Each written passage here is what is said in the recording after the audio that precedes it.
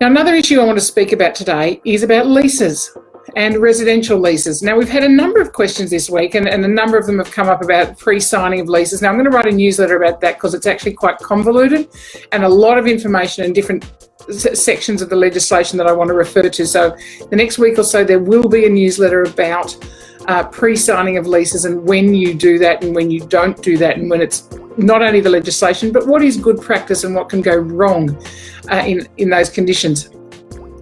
But this time I actually want to talk about what constitutes a leasable space. Now think about it. The story that we heard today was quite an interesting one.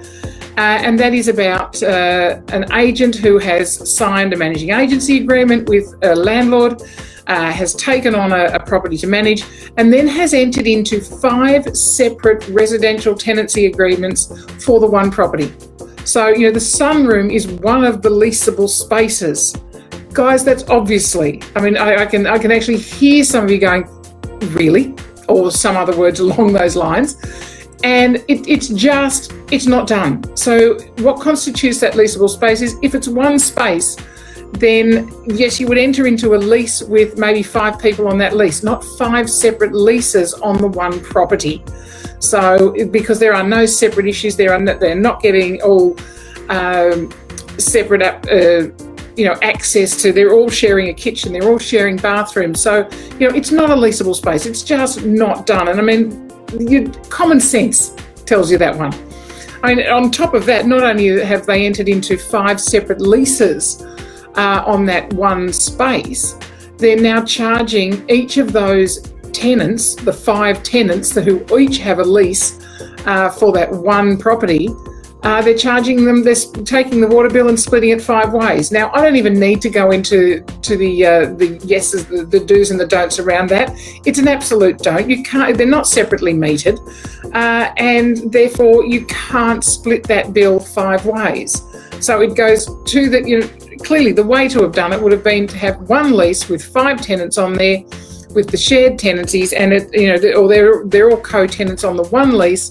And if that premises, and it is because it was a single house, has a water meter, then that water meter, that the excess water usage goes to, or the water usage goes to that group of people as the one residential tenancy agreement. So guys, be careful when you're doing it. Yeah, I know we're in an environment where the customer is asking for everything and they always believe that they're right. And you know what? Sometimes the customer is not always right. Because if they're putting you in a position that makes you do non-compliant things, can you imagine how an NCAT tribunal member would rip you to shreds over that? And rightfully so, because you just can't enter into those 5 leases and 5 separate water bills, or splitting the water bill 5 ways on one rentable property. So guys, be careful what you're entering into, and be careful what your clients are pushing you to enter into.